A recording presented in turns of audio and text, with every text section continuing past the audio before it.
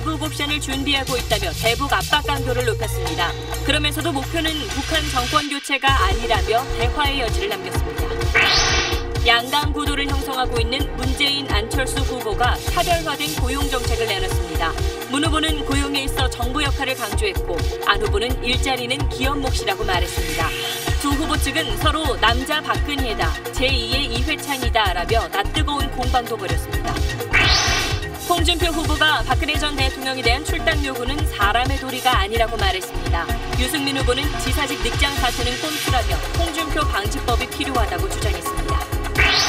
대선 후보의 공약을 검증하는 세 번째 순서, 유승민 후보의 육아휴직 3년 제도입니다. 실현 가능성 그리고 효과가 어떨지를 검증해드립니다. 요즘 상대적으로 싸고 빨리 여론을 알아볼 수 있다는 점 때문에 스마트폰 앱 여론조사가 많이 쓰이고 있습니다. 선거조사에도 많이 쓰이는 스마트폰 앱 여론조사가 과연 적절한 방법인지 사실은 코너에서 따져봅니다.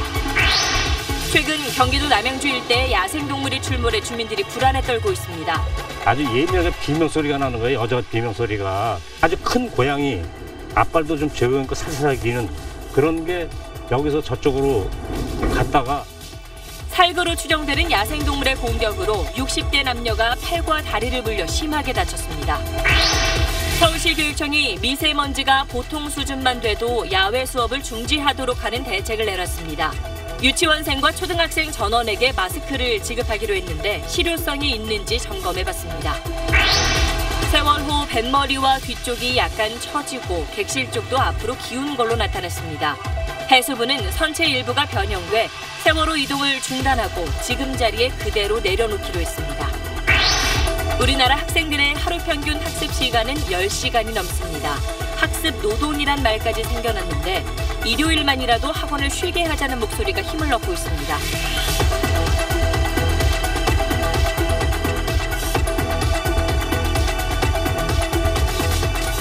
수소, 우주의 75%. 그 무한한 수소로 자동차를 달리게 하다. 현대자동차.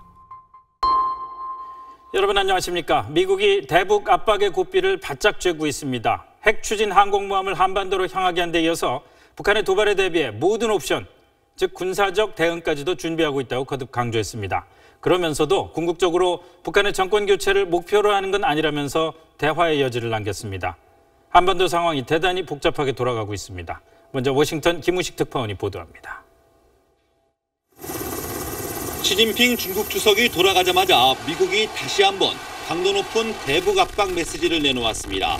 맥메스터 백악관 국가안보보좌관은 핵항공모함 칼빈 스노의 한반도 인근 배치는 신중한 결정이었다면서 트럼프 대통령 지시로 모든 대북 옵션을 준비하고 있다고 공개했습니다.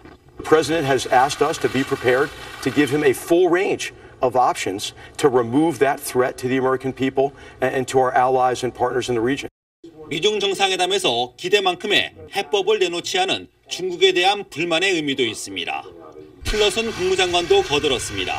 시리아를 공격한 건 국제규범을 위반하고 다른 나라에 위협이 되면 대응하겠다는 뜻이라며 북한을 향한 경고가 담겨 있음을 강조했습니다. 하지만 미국의 목표는 북한의 정권 교체가 아니라고 밝혔습니다. Our objective is a denuclearized Korean peninsula. We have no objective to change the regime in North Korea. 틸러슨 장관은 중국조차 북한이 자국 이익에 위협이 된다는 걸 인식하기 시작했다고 말해 중국을 통한 대북 압박 전략이 여전히 유효하다는 걸 시사했습니다.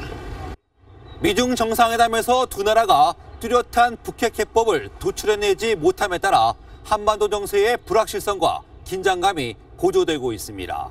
워싱턴에서 SBS 김우식입니다. 미국이 취한 일련의 조치들에 대해서 중국과 러시아는 예민하게 반응했습니다. 한반도에서 긴장이 고조될 경우에 뜻하지 않은 상황이 벌어질 수 있다고 경고성 우려를 내놨습니다. 김수영 기자입니다. 미군 항모 로널드 레이건호가 일본에 배치된 상황에서 칼빈 스노까지 한반도 해역 쪽으로 이동하자 중국은 강한 어조로 경계했습니다. 各方都应该保持克制，不要做加剧地区局势紧张的事情. 미국이 시리아 공격을 통해 북한에 메시지를 보냈다고 설명하는 것에 대해서도 한반도 핵 문제는 평화적으로 해결해야 한다는 말로 동의하지 않는다는 의사를 분명히 했습니다. CCTV 등 중국 관영 매체들도 핵 항모 재배치를 한반도 긴장을 고조시킬 수 있는 행동이라고 집중 보도했습니다. 러시아도 마찬가지였습니다. 상원 국방위원장은 항모 출동의 위협을 느껴 북한 지도부가 예상치 못한 행동을 할 수 있다고 경고했습니다. 중국과 러시아에선 북한과 미국 어느 한쪽이라도 상황을 오판할 경우 군사적 충돌로 비화할 수 있다고 경계하는 견해들이 제기됐습니다. 오늘 방한한 우다웨이 육자회담 중국 수석대표는 북한이 핵실험이나 대륙간 탄도미사일 시험 발사와 같은 전략적 도발을 할 경우 강력한 추가 조치를 취하기로 한국 측과 의견을 모았습니다. 북한도 군사 도발을 해선 안 된다는 메시지를 던진 겁니다. 나가미네 일본 대사도 북핵 대응 협력 방안을 중심으로 임성남 외교부 1차관과 면담했습니다. SBS 김수영입니다. 네, 안정식 북한 전문 기자와 함께 좀 더 얘기 나눠보겠습니다. 자, 안 기자. 네. 미국이 북한 폭격을 준비하고 있다. 뭐 이게 4월 한반도 위기설의 일종의 그 주 핵심 요지인데 뭐 시중에 이런 게 자꾸 퍼지고 있는데 이게 좀 실체라도 있는 겁니까?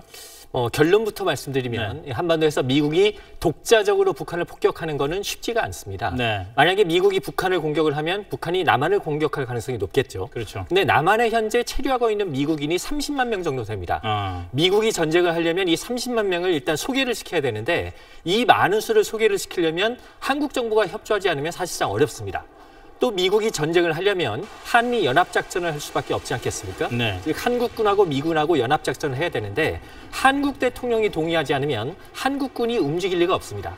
그렇죠. 결국 미국만의 독자적인 전쟁은 어렵다는 거고요. 오늘 우리 외교 소식통도 미국이 북한을 선제 타격할 가능성은 매우 낮다라고 평가를 했습니다. 뭐 일단 그냥 그럼에도 불구하고 가정을 해서 북한에 대해서 미국이 공격을 한다. 이렇게 칠 경우에 핵 개발을 막는 효과는 있을까요? 예, 1994년이죠. 이 제1차 북핵위기였던 1994년에 실제로 미국이 북한을 폭격하는 방안을 진지하게 검토를 했었습니다. 영변 폭격 계획. 그렇죠. 예, 당시에는 이제 서지컬 스트라이크라고 그래서 즉 외과 수술식으로 영변 핵시설을 정밀하게 폭격을 해서 제거를 해버리면 북한의 핵시설 자체가 핵 능력 자체가 제거되는 상황이었는데요. 지금은 상황이 많이 달라졌습니다. 지금 영변 말고도 우라늄 농축 시설 같은 다른 핵시설들이 북한 여러 곳에 산재해 있는 걸로 알고 있고요. 그리고 이제 무수단이라든가 북극성 2형처럼 북한의 핵탄두를 운반할 수 있는 미사일 기지들도 여러 곳에 있거든요. 그렇죠. 그래서 지금은 한두 곳을 정밀 폭격한다고 해서 북한의 핵 능력이 제거되는 상황은 아니다 이렇게 봐야 될 것 같습니다. 여러 군데를 하지 않으면 안 되는데 그러니까 사실상 한 번 공격으로 뭘 제거하는 건 어렵다는 거죠. 자, 그런데 그럼에도 불구하고 미군이 지금 뭐 항공모함 칼빈스호를 한반도 근처로 보내고 여러 가지 조치들을 취하는 이유는 이런 압박에 무슨 효과가 있다고 생각을 하기 때문에 그럴 거 아닙니까? 결국에는 이렇게 이제 전쟁할 것 같은 의지를 강하게 보여서 북한을 비핵화 협상장으로 끌어내겠다 이런 걸로 봐야 될 것 같습니다. 또 이렇게 정말로 한반도가 전쟁할 것 같다 이런 분위기가 되면 중국 입장에서는 한반도 상황을 안정화시키기 위해서 북한에 압박을 가할 수밖에 없기 때문에 결국 중국을 압박하는 취지도 다분히 들어있다고 봐야 될 것 같습니다. 다행히 이제 이런 의도대로 북한이 비핵화 협상장으로 나오면 다행인데 만약에 북한이 이제 핵과 미사일을 계속 발전을 시켜서 미국 로스앤젤레스 앞바다에 북한의 ICBM이 떨어진 상황이 되면 그러면 정말 상황이 엄혹해지는 거거든요. 그렇죠. 그러니까 거기까지 가기 전에 우리가 이 미국의 군사 압박은 어느 정도 압박대로 활용을 하면서 중국이 역할을 해서 북한이 비핵화 협상장으로 나올 수 있도록 이렇게 좀 능란한 외교력을 발휘할 필요가 있는 시점입니다. 복잡한 방정식이 또 시작되는 것 같습니다. 잘 들었습니다.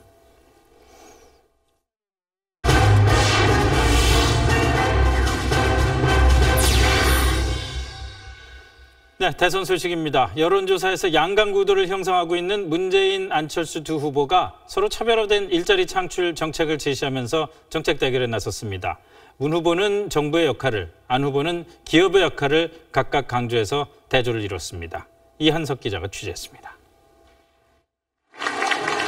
문재인 더불어민주당 후보는 골고루 분배되는 국민 성장의 핵심은 중소기업 육성이라고 말했습니다. 대기업 중심의 성장 전략을 적폐로 규정하고 중소기업 보호와 일자리 창출을 위한 정부 역할론을 강조했습니다. 중소기업이 정규직 3명을 채용하면 그중 1명은 정부가 3년 동안 임금을 지원하겠다고 공약했습니다. 중소벤처기업부 신설과 중소기업 연구개발 예산 2배 증액도 약속했습니다. 대기업 협력업체가 아닌 스스로 경영하는 중소기업은 수출과 내수 등 모든 분야에서 정부가 법팀목이 되겠습니다. 안철수 국민의당 후보는 일자리 창출은 기업의 몫이라고 문 후보와 각을 세웠습니다.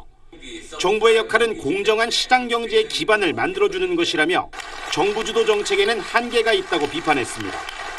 일본이 거의 인류 역사상 엄청나게 많은 재정을 쏟아부었는데도 20년 장기 불황이 연속됐지 않습니까? 정부가 돈 쏟아부어서 경제 못 살립니다. 안 후보는 대신 중소기업의 청년 임금을 대기업의 80% 수준으로 정부가 지원하는 청년 고용 보장제 실시를 약속했습니다.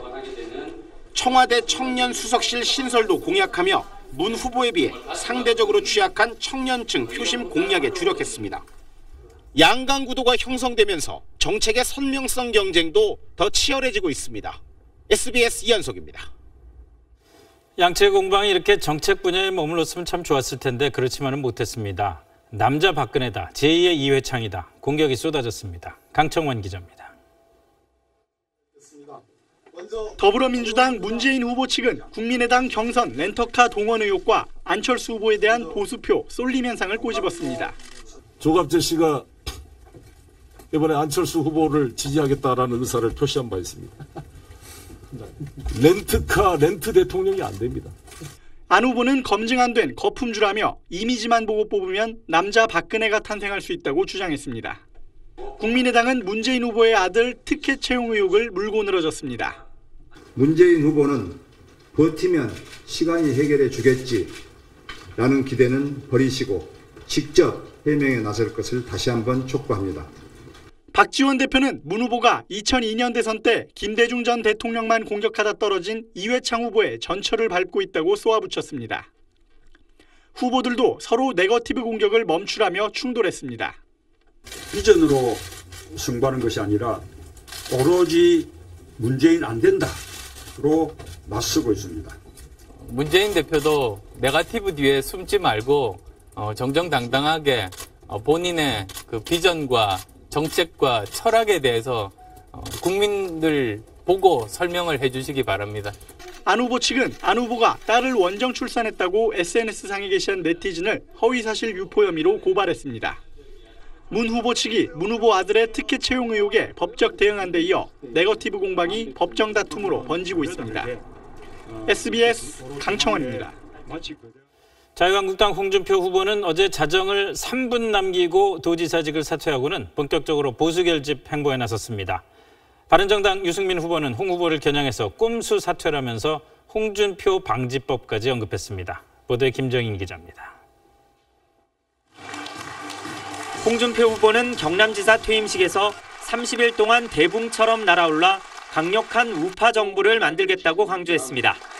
어머니 이야기를 하면서 눈물을 보이기도 했는데 떠나는 길에 경남 시민사회단체 회원들은 홍 후보가 보궐선거를 막아 도민 참정권을 제안했다며 소금을 뿌렸습니다. 지사직 사퇴로 선거법 제한이 풀리면서 홍 후보는 당 색깔인 빨간 점퍼를 입고 재보선 지원에 뛰어들었습니다. 정치 생명이 끝난 박근혜 전 대통령 출당을 반대한다고 태극기 보수층에 호소했습니다.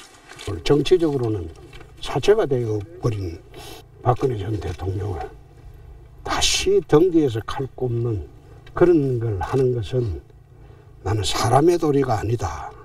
충청권 지원에 나선 유승민 후보는 홍 후보에 대한 비판 수위를 한층 높였습니다. 꼼수 사퇴를 막기 위한 홍준표 방지법을 주장했습니다.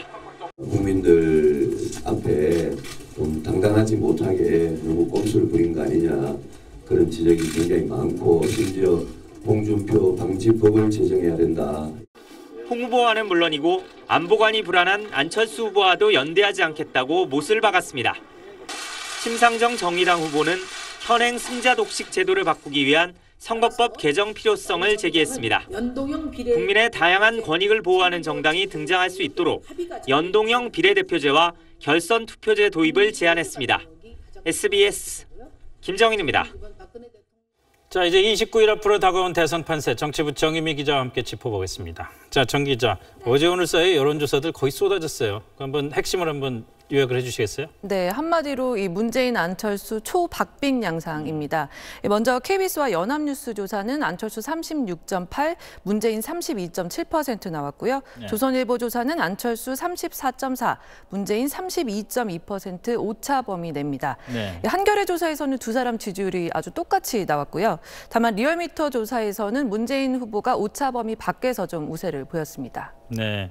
한겨레 조사 소수점 아래까지 똑같이 나온 건 참 이례적인 것 같아요. 네, 그렇죠. 근데 이건 뭐 전국 단위고 지역별 지지율에도 좀 변화가 느껴지나요? 지난 대선에서는 이 호남은 문재인, 또 대구, 경북은 박근혜 이렇게 확실하게 나뉘었었잖아요. 확연했죠. 네.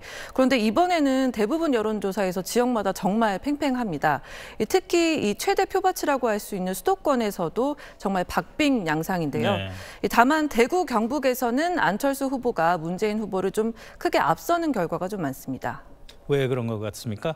네, 이 지역은 이 보수의 심장부라고 하잖아요. 그래서 네. 보수 진영의 어떤 반문재인 정서가 좀 반영이 된 것 같습니다. 예. 이 홍준표, 유승민 이 두 보수 후보로는 이 문재인 후보를 꺾기가 힘드니까 이 안철수 후보를 좀 전략적으로 선택했다 이렇게 봐야 될 것 같고요. 다만 이 흐름이 끝까지 갈지는 좀 봐야 될 것 같습니다. 자, 이제까지 대선에서는 지금 정도 D-29 정도 시점이면 어느 정도 대세에 대한 그 윤곽이 좀 보였는데 이번에는 어쨌든 압축된 선거이기 때문에 좀 다르긴 하겠습니다만은 언제쯤 어떤 대세를 볼 수 있는 분수령 같은 게 나올 수 있을 것 같습니까? 일단은 1차 승부처가 이제 이번 주말에 후보 등록일이 있는데 네. 이 즈음으로 좀 보시면 될 것 같습니다. 네. 이 후보 등록일 전후로 실시된 여론조사에서 1위를 한 후보가 대선에서 그동안 승리를 해왔습니다. 1987년부터 지난 대선까지 6번 모두 그랬는데요. 이 공식 선거운동에 들어가면은 이 지지 후보를 사실 거의 바꾸지 않기 때문에 그렇죠. 일종의 이런 공식 같은 게 좀 생긴 셈입니다. 그래서 아마 양 캠프 모두 이번 주에 정말 사활을 걸지 않을까 이렇게 예상이 되는데요. 특히 무엇보다도 좀 실수를 하지 않는 게 중요해 보입니다. 만약에 실수를 해서 흐름이 상대편으로 쏠렸다, 표심이. 그렇다면은 그 흐름을 좀 바꾸기에는 시간이 좀 부족해 그렇겠죠. 보입니다. 네. 자, 목요일 13일에 SBS와 한국기자협회가 공동으로 주최하는 첫 번째 네. 후보 토론회가 있는데 그 토론회 결과가 이런 분수령을 형성하는 데 상당히 그 영향을 미칠 것 같네요. 네, 아마도 그렇지 않을까 네. 저도 예상해 봅니다. 후보들 준비 잘하고 있습니까? 뭐 양측에서 아마도 말씀드렸듯이 사활을 걸고 하고 있기 때문에 네. 네, 좀 결과를 좀 보시면 재밌을 것 같습니다. 잘 들었습니다.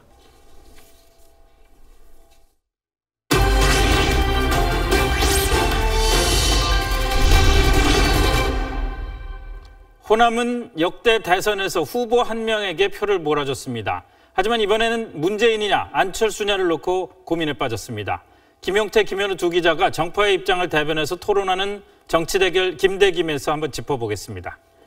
자, 두 기자, 호남으로서는 이번 대선 상당히 낯선 분위기인 것 같아요. 네, 그렇기 때문에 이번 선거 결과를 예측하기가 더 어렵습니다. 역대 선거를 봐도 1997년 당시 김대중 후보가 무려 호남에서 95% 가까운 득표를 기록했었습니다. 네, 굳이 김대중 전 대통령까지 갈 것도 없고요. 지난 2002년 대선에서 당시 노무현 후보 그리고 지난 대선에 문재인 후보 모두 90% 안팎의 몰표를 받았었습니다. 자, 그럼 이번은 어떻게 될 것 같습니까? 네, 이 화면 보시면 정답이 나와 있지 않습니까? 지난 대선에서 압도적 지지받았던 문재인 후보가 건재하다.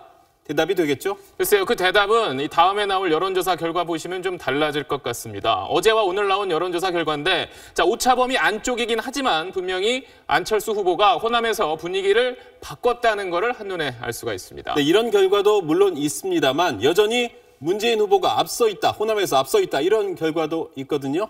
자, 아직은 단정할 수가 없는 상황인 거죠. 그리고 안철수 후보가 올라온 거 분명 맞습니다. 하지만 이것도 일시적인 현상일 수가 있습니다. 왜냐하면 민주당 경선에서 안희정, 이재명 지지했던 사람들이 지금은 속상해서 잠깐 홧김에 안철수 후보에게 가 있지만 결국은 다시 돌아올 거란 얘기죠. 근데 그게 일시적인 현상이 아닌 게요. 사실 국민의당 호남 경선이 예상을 뛰어넘는 흥행을 하지 않았습니까? 그때부터 이미 안철수의 바람은 예고됐던 겁니다. 그게 흥행이라고 자랑했지만 일부 동원 경선 의혹, 지금 점점 사실로 드러나고 있지 않습니까? 근데 그거는 지금 검찰 수사 중이니까 좀 더 지켜봐야죠. 사실 개인의 일탈 행위일 수도 있는 거 아닙니까? 그리고 민주당도 그렇게 치면 모바일 경선에서 ARS 인증번호 수집했다. 그런 의혹이 지금 나온 상태잖아요. 뭐 그런 부분들도 중요하겠습니다만은 결국은 각 후보들의 호남에 대한 메시지가 어떤 것이냐. 이게 결국 가장 중요한 변수 아니겠습니까? 네, 그렇습니다. 그래서 그것이 바로 정권 교체라고 할 수 있습니다. 촛불광장 지켰던 문재인 후보가 적폐청산, 정권교체 주장한 이유가 바로 그거죠. 호남에서 경선 승리 후에 호남을 찾아서 문 후보가 이렇게 얘기했습니다. 적폐 세력들, 그쪽 또 지지를 많이 받고 있는 상황이어서 정권 교체를 말할 수 있는 것인지.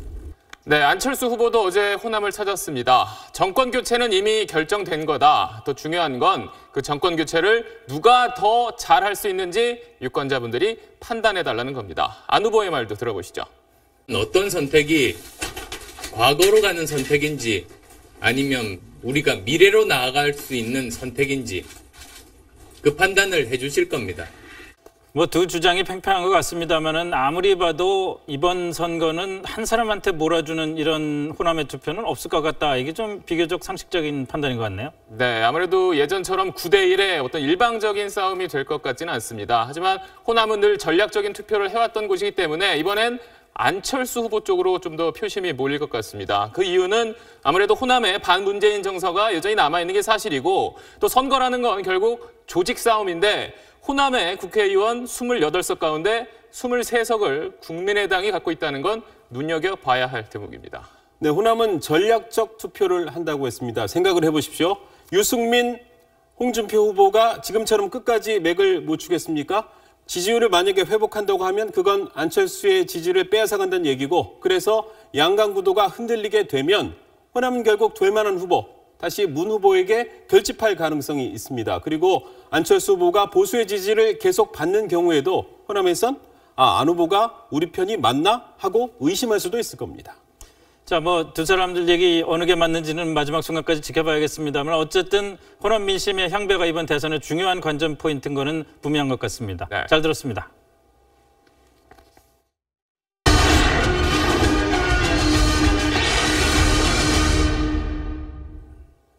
오늘 모처럼 미세먼지가 거의 없었죠. 이렇게 미세먼지 좋음을 기록한 날이 올해 1, 2, 3월 통틀어서 단 6번이었습니다.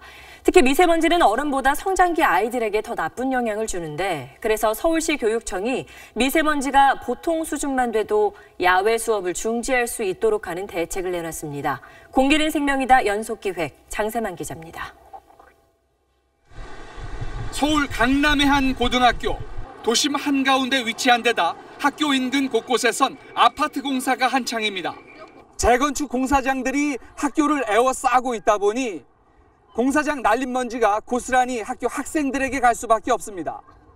결국 재건축 조합에서 교실마다 공기청정기를 설치해 준 뒤에야 숨쉬기가 나아졌습니다. 비염이 있어가지고 모래 같은 게 코에 들어가면 거의 숨을 못 쉬거든요. 이 학교는 그나마 나은 편. 대다수 학교에선 창문을 꽁꽁 닫는 방법 말곤 사실상 미세먼지 대책이랄 게 전무합니다. 학교 건물 내 미세먼지는 나쁨 수준에 해당하는 100 마이크로그램 이하로만 유지하면 별 문제가 없는 데다 치명적인 초미세먼지는 아예 기준조차 없습니다. 야외 수업 중지 기준도 학교마다 제각각입니다. 미세먼지 다 쌓인다고 배출이 안 되고 쌓인다고 하니까 걱정이 되죠. 참다 못한 학부모 원성이 쏟아지자 서울시 교육청이 대책을 내놨습니다. 미세먼지가 보통 수준을 보여도 농도에 따라 야외 수업을 중지하도록 했습니다. 또 유치원생과 초등학생 전원에게 마스크를 지급하고 공기 정화 설비를 교실에 보급하기 위해 연구 용역에 들어간다고 밝혔습니다. 학교에서 미세먼지 마스크를 무료로 나눠준다고 하면 부모님들 걱정, 부담도 좀 덜 수 있을 것 같은데요. 네. 교육청이 마스크를 지급하겠다고 해서 저는 이렇게 매번 미세먼지가 일정 수준을 넘으면 매번 아이들에게 마스크를 나눠주겠다는 건 줄 알았는데 네. 그게 아니었습니다. 아이들 실습 교육 차원에서 한 차례 마스크를 나눠주고 가르치겠다는 거지 매번 준다는 건 아니었습니다. 한 번만 준다는 거군요. 역시 예산 문제 때문이겠죠? 네, 돈 문제 때문인데요. 서울의 유치원생 그리고 초등학생 모두 합치면 54만 명 정도 되는데 미세먼지 마스크를 전부 나눠주는데 3억 원가량이 든다는 거죠. 네. 이게 또 일회용이다 보니까 빨아서 쓰기도 어렵고요. 오늘 이 밖에 대책을 보면 야외 수업을 중단하거나 또 등하교 시간을 조정하는 방안 등이 있었는데 이것도 일시적으로 먼지를 피한다 뿐이지 근본적인 해법이 되기는 어려워 보입니다. 네. 리포트에서 공기정화 설비 얘기가 나왔었는데 이게 공기청정기 설치하는 거와는 또 다른 건가요? 네, 공기청정기는 공기를 이제 걸러주는 역할만 하는 거고요. 공기 정화 설비라는 거는 맑은 공기를 넣어주고 탁해진 공기를 이제 걷어가는 방식이 되는데, 이 공기청정기로 하면 비용이 좀 싸게 먹히는 이점이 있습니다만, 이 교실이 꽤 넓기 때문에 공기청정기 웬만한 크기 가지고는 교실 전체를 커버하기가 어렵고요. 네. 또 공기청정기는 밀폐된 공간에서 틀어야 하기 때문에 환기가 어렵다는 단점이 있습니다. 우리가 호흡할 때 생기는 이산화탄소가 있지 않습니까? 이게 빠지지 않으면 또 문제가 될 수 있거든요. 네. 그래서 교육청도 깨끗한 공기를 넣어주고 탁한 공기를 걷어가는 공기 정화 설비를 추진하겠다는 건데, 여기 들어가는 엄청난 공사비는 아직 계산조차 못하고 있습니다. 그렇군요. 역시 돈 문제군요. 잘 들었습니다. 네. 최근 남양주시 외곽에서 야생동물이 사람을 습격하는 일이 잇따랐습니다. 살쾡이라고도 하는 사나운 고양이과 동물 살그로 추정됩니다. 김정우 기자입니다. 시골 마을 밤길에 고양이보다 조금 커 보이는 동물 한 마리가 어슬렁거립니다. 이 동물은 곧 CCTV 화면에서 사라집니다. 이어 CCTV에 포착된 한 쌍의 남녀, 여성은 다리가 불편해 보입니다. 남성이 동물이 사라진 쪽을 계속 살펴보고 비틀거리며 걷던 이 여성은 잠시 뒤 구급차에 실려갑니다.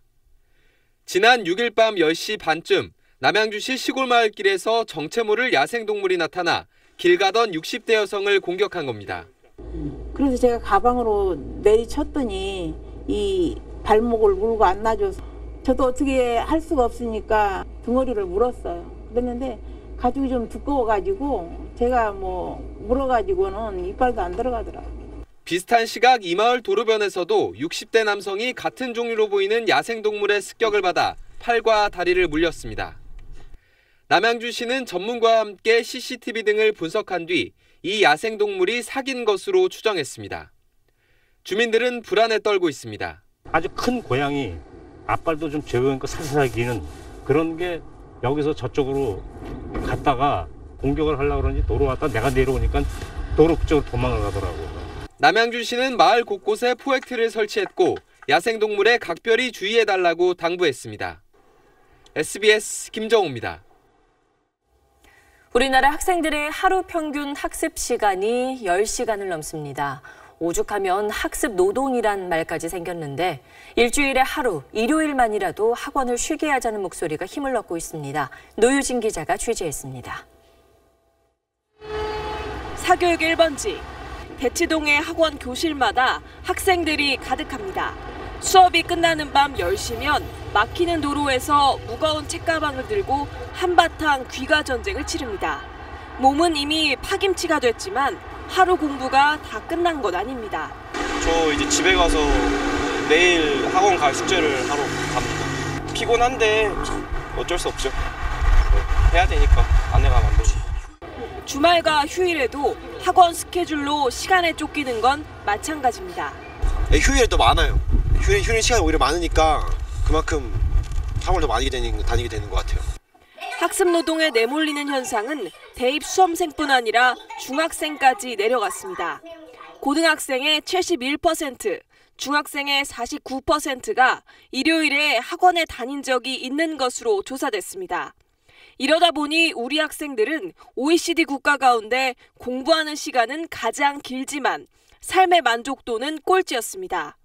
행복할 때는 솔직히 공부하다가 그냥 시험 끝나고 놀 때 이럴 때 말고는 별로 그냥 계속 공부에 대한 압박감에 시달리니까. 청소년 휴식권을 보장하는 실험적 교육이 없는 건 아닙니다. 이 대안학교에서는 학생들이 사교육을 받지 않겠다고 서약서까지 쓰고 입학합니다. 시험 기간이면 이제 4시부터 밤 11시까지 학원을 다녔었어요. 친구들끼리 스터디도 하고 또 선생님께 직접 교무실로 찾아가서 질문도 하면서. 최근에는 일요일만이라도 학원도 쉬도록 법으로 정하자는 목소리가 커지고 있습니다.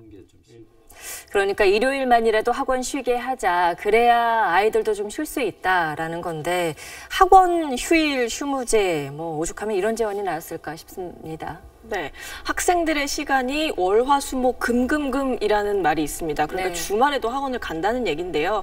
적어도 일주일에 한 번 정도는 학원을 쉬게 해서 문을 닫게 해서 학생들 좀 쉬게 하자 이런 뜻입니다.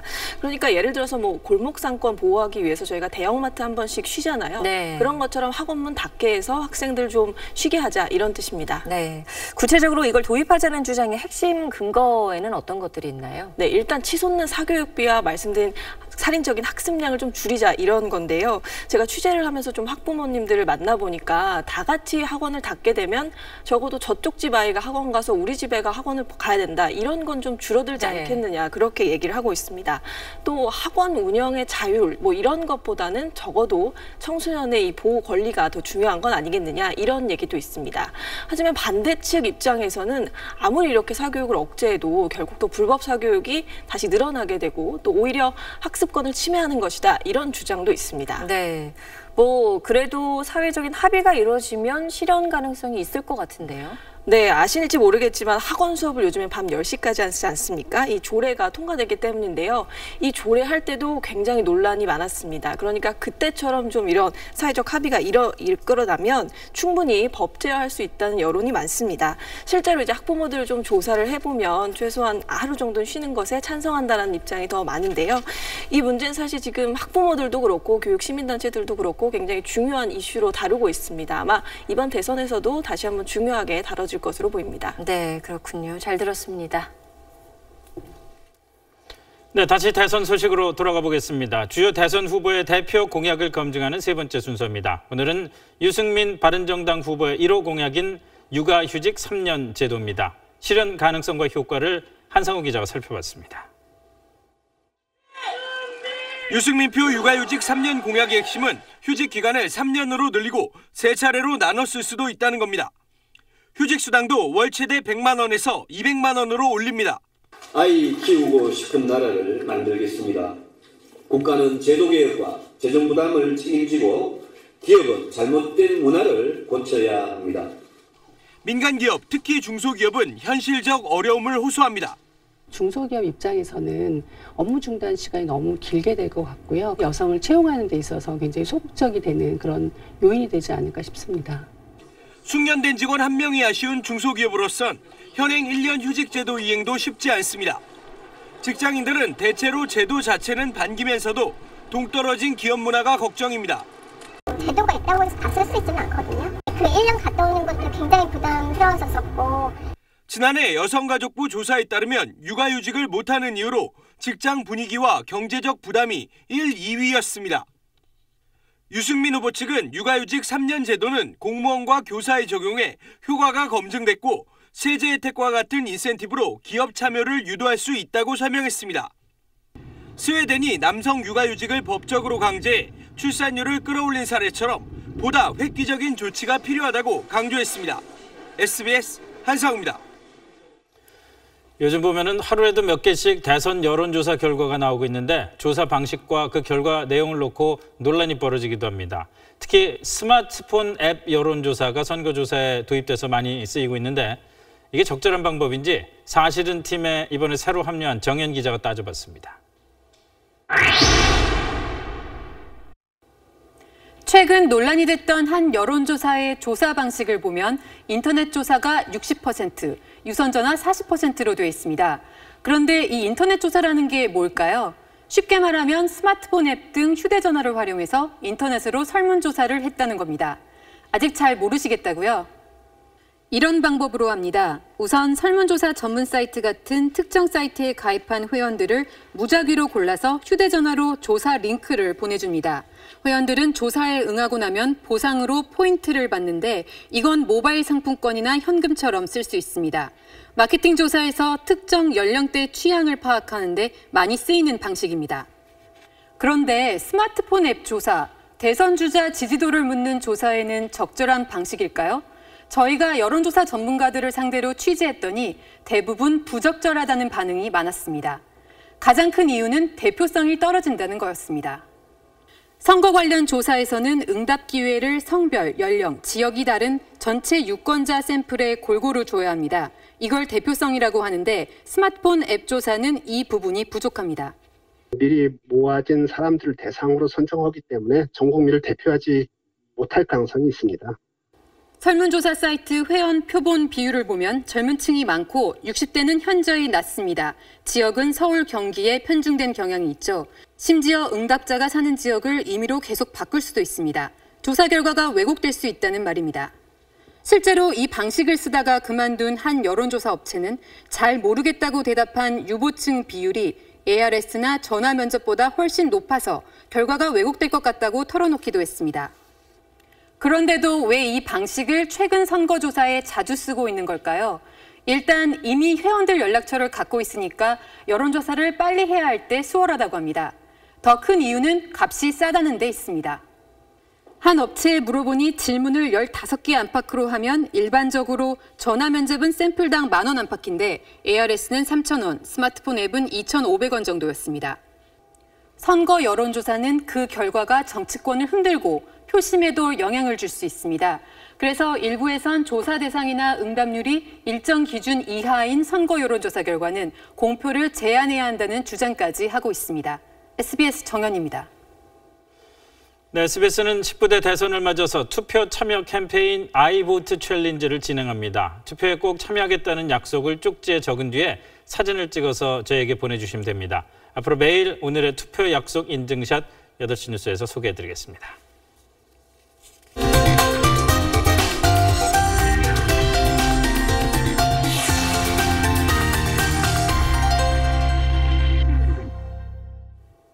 (5천) 세대가 넘는 대규모 아파트 단지에서 지난 겨울 난방비를 한 푼도 내지 않은 집이 500세대 가까이 돼 나머지 주민들이 화가 단단히 났습니다. 어떻게 이런 일이 발생했는지 이성훈 기자가 취재했습니다. 5천 세대 규모인 수원의 한 아파트 단지입니다. 관리비 청구서를 살펴보니 일부 세대의 난방비 항목에 아무 숫자도 적혀 있지 않습니다. 전체 5,282세대 가운데 이처럼 올해 1월 난방비를 한 푼도 내지 않은 집은 모두 495세대에 달합니다. 실제로 난방을 하긴 하셨습니까? 그렇죠. 근데 난방비는 안 나온 거고요? 그렇죠. 확인을 못한 거는 자동차에 있어서 그냥 빠지니까. 이들이 사용한 난방비는 사실상 나머지 주민들이 나눠낸 셈입니다. 너무 화가 났어요, 정말. 내가 그 난방비를 대주는 그런 느낌도 들었어요. 왜 이런 일이 발생한 걸까? 10년이 넘은 구형 열량계가 설치된 집이 3,500세대에 달해 일부가 고장났거나 배터리가 다 닳았기 때문으로 보입니다. 열량계가 작동을 안 하면 어떻게 되나요? 계량기가 안 들어가니까 난방비 부과를 할 수가 없는 거겠죠. 구형 열량계는 나사 하나만 풀면 배터리를 뺄 수 있어 고의로 작동하지 않도록 할 우려마저 있습니다. 관리사무소 측은 인력이 부족해 일일이 확인하는 것이 불가능했다고 말합니다. 직원들 8명이서 5,200세대를 동침을 하는 거예요. 일일이 방문해서 다 하는 게 실질적으로 쉽지가 않습니다. 관리사무소는 뒤늦게 열량계의 배터리를 교체하고 난방비를 청구하겠다고 밝혔지만 입주민이 동의하지 않으면 부과할 방법이 없는 실정입니다. SBS 이성훈입니다. 무트로 옮겨진 세월호입니다. 바다에서 막 꺼냈을 때와 비교해도 뱃머리와 배 뒤쪽이 약간 처지고 가운데 부분은 위로 들렸습니다. 배 뒤쪽 객실 부분은 앞으로 기울었습니다. 선체가 이렇게 변형되자 해수부가 이동을 중단하고 지금 자리에 세월호를 그대로 내려놓기로 했습니다. 김기태 기자가 보도합니다. 사고 해역에서 세월호를 실어 나른 반잠수선이 임무를 무사히 마치고 목포 신항을 떠나갑니다. 우태 남은 세월호는 그러나 상처투성입니다. 바닷물 속에 3년간 있었던 데다 소금물을 머금은 금속이 공기와 접하면서 빠르게 부식한 겁니다. 특히 침몰하면서 해저면에 부딪힌 배 뒷부분은 좌우로 뒤틀리고 일부 함몰되는 등 이상 신호가 감지됐습니다. 해수부는 결국 객실면을 육지면을 향하게 옮기려던 계획을 포기했습니다. 부두의 어떤 평탄수 문제도 있겠고요. 가장 큰 이유는 세월호 자체가 워낙 취약하다 보니 저희들이 아주 천천히 운행을 함에도 불구하고 세월호를 현재 위치에 거치하기로 하면서 받침대 설치 작업이 진행됐습니다. 길이 110m의 받침대 3줄을 세월호를 단단히 묶고 있는 리프팅 빔 밑으로 넣고 특수운송 장비 모듈 트랜스포터를 빼내는 작업입니다.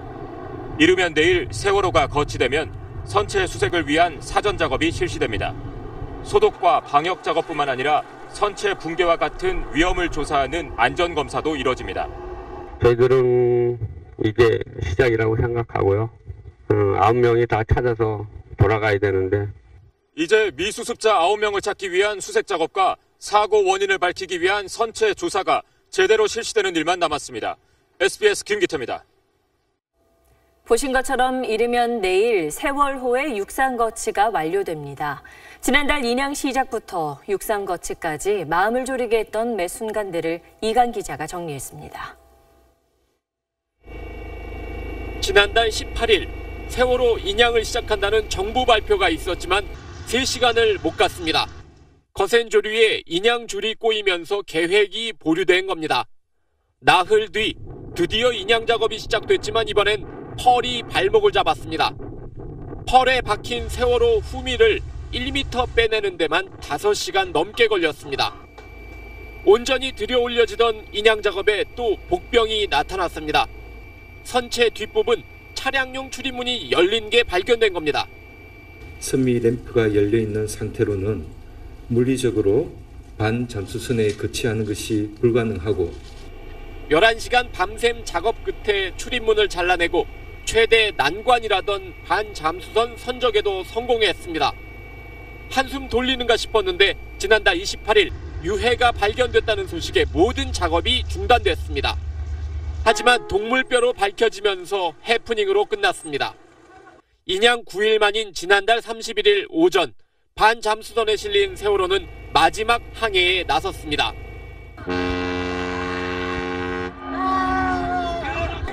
목적지인 목포신항엔 도착했지만 세월호를 무태에 올리는 작업도 쉽지 않았습니다.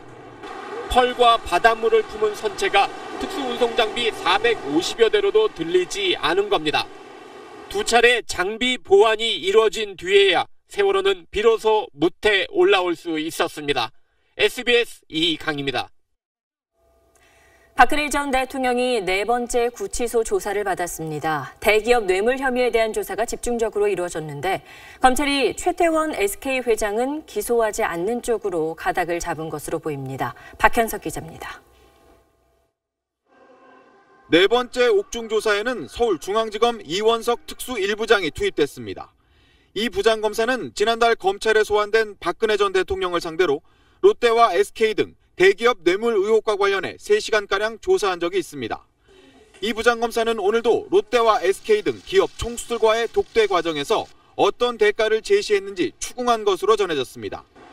특히 롯데가 미르와 K스포츠재단 출연금 외에 최순실 씨 측에 70억 원을 추가로 건넸다가 돌려받는 과정에 박 전 대통령이 개입했는지 따졌습니다.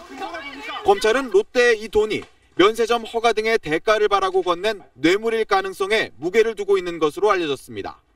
반면 역시 면세점 허가 등을 받았던 SK는 최 씨 측이 재단 출연금 외에 80억 원을 따로 요구한 데 대해 응하지 않았던 만큼 최태원 SK 회장을 기소하지 않는 쪽으로 가닥을 잡은 것으로 전해졌습니다. 검찰은 박 전 대통령에 대해 모레 다시 구치소 조사를 할 계획입니다. 검찰은 공식 선거운동 시작 전 이번 주 안에 박 전 대통령을 기소할 예정인데 수사 결과 발표를 할지는 아직 정하지 않았다고 밝혔습니다. SBS 박현석입니다. 이슬람 수니파가 대다수인 이집트에서 소수 기독교 교파인 콥트 교회를 노린 폭탄 테러가 잇따라 발생했습니다. 프란치스코 교황의 이집트 방문을 앞두고 벌어진 이번 테러로 50명 가까이 목숨을 잃었습니다. 김정기 기자입니다. 어제 오전 이집트 알렉산드리아의 세인트 마크스 교회입니다. 청바지를 입은 건장한 남성이 입구 검색대를 통과하려는 순간 갑자기 폭발물이 터집니다. 교회에 들어가려다 검문에 걸린 이 남성이 옷 속에 숨긴 폭탄을 터뜨린 겁니다. 예배를 보러 왔던 기독교인 20여 명이 목숨을 잃었습니다. 카이로에서 북쪽으로 120km 떨어진 탄타시의 교회에서도 폭발물이 터져 27명이 숨졌습니다. 교회 안에서 예배가 진행되고 있었기 때문에 인명 피해가 컸습니다. يعني في ثواني انا لقيت الدنيا ضلمت بيني وبينك لقيت زل زقني زقه جامده كده وقعت بصراحه لما يعني كام ثانيه كده على ما فوق. 이번 테러는 이달 말 프란치스코 교황의 이집트 방문을 앞두고 일어난 데다 IS는 두 건 모두 자신들의 소행이라고 주장했습니다. Esprimo il mio profondo cordoglio. Prego per i defunti e per i feriti. IS는 지난 연말에도 카이로의 콥트 교회에 폭탄 공격을 가해 70여 명의 사상자를 냈습니다. IS는 지난해 십자가를 파괴하라는 지령을 내리고 프란치스코 교황을 테러 대상으로 지목하는 등 기독교에 대한 테러를 수시로 자행하고 있습니다. SBS 김정기입니다.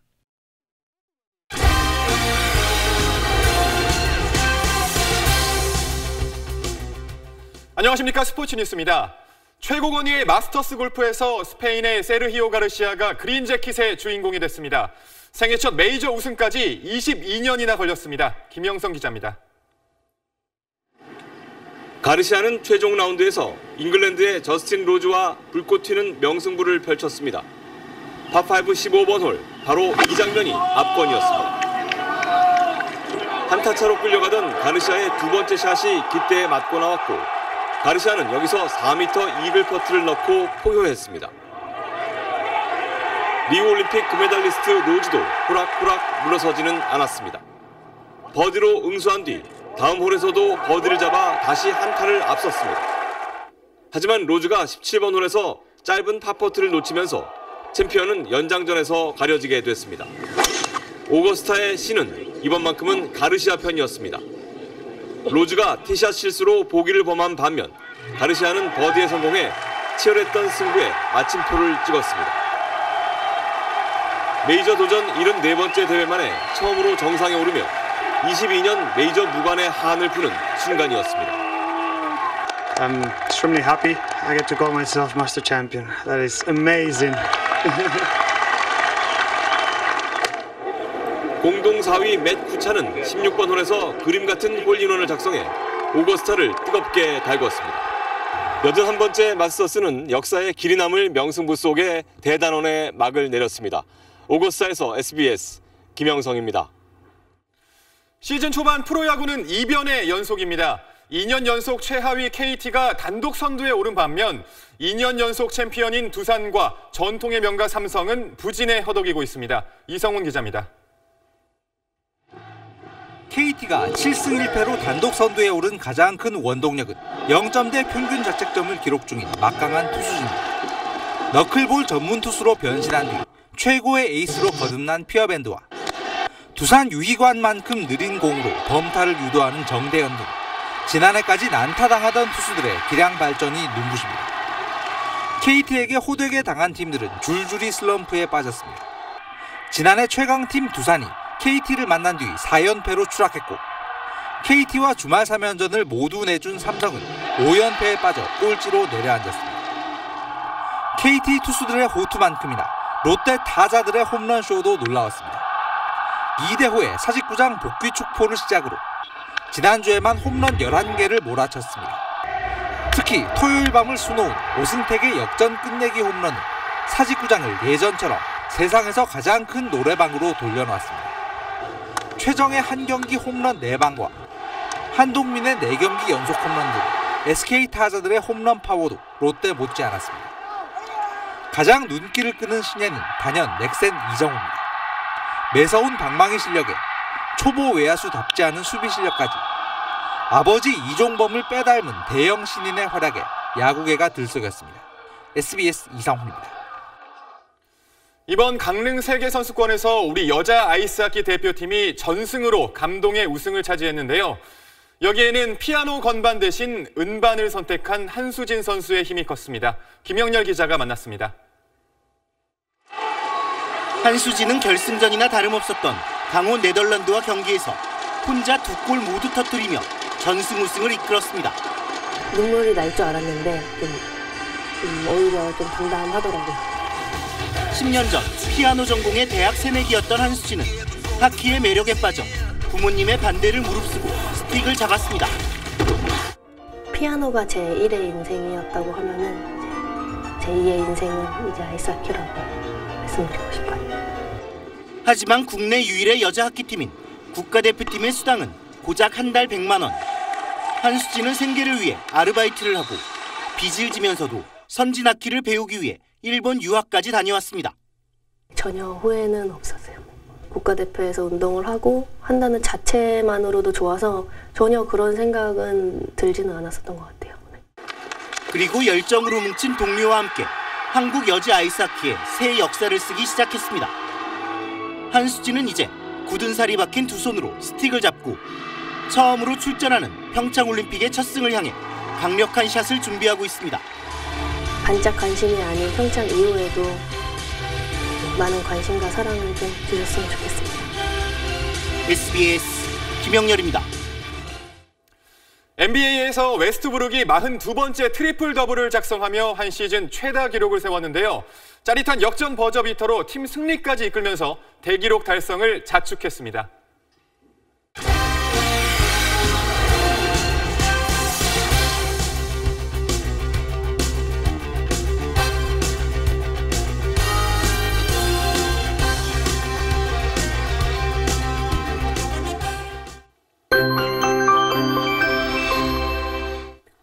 봄 날씨가 딱 오늘만 같다면 얼마나 좋을까 싶습니다. 오늘 서울의 미세먼지 농도는 종일 10마이크로그램 안팎을 맴돌았습니다. 올봄 이런 날이 많지가 않았죠. 내일도 전국적으로 공기가 깨끗하겠습니다. 밤사이 한 차례 비구름이 지나겠습니다. 오늘 밤까지는 주로 남부지방에, 내일 새벽이 되면 서울을 포함한 중부지방까지 확대되겠는데요. 비는 내일 오전이면 모두 그칠 것으로 보입니다. 내일 비가 그치면 다시 맑아지겠지만 오늘보다는 기온이 내려가겠습니다. 내일 서울의 한낮 기온은 19도 안팎에 머물겠고요. 남부지방도 낮 기온이 오늘보다 4, 5도 정도 낮겠습니다. 모레까지는 바람이 다소 불면서 비교적 서늘하게 느껴질 수가 있겠습니다. 날씨였습니다. 일주일에 두세 번 학원 근처에서 혼자 밥을 사 먹고 엄마 아빠와 함께 보내는 시간이 하루 48분에 그치고 심지어 성적 때문에 자살 충동을 느끼는 아이들. OECD 청소년 행복지수 꼴찌. 우리나라 초등학생의 자화상입니다. 비슷하게 입시 공부에 몰두하면서 자라서 대학 나오고 취직하신 부모님들 있을 텐데 어떻습니까? 행복하셨습니까? 뉴스 마치겠습니다. 고맙습니다.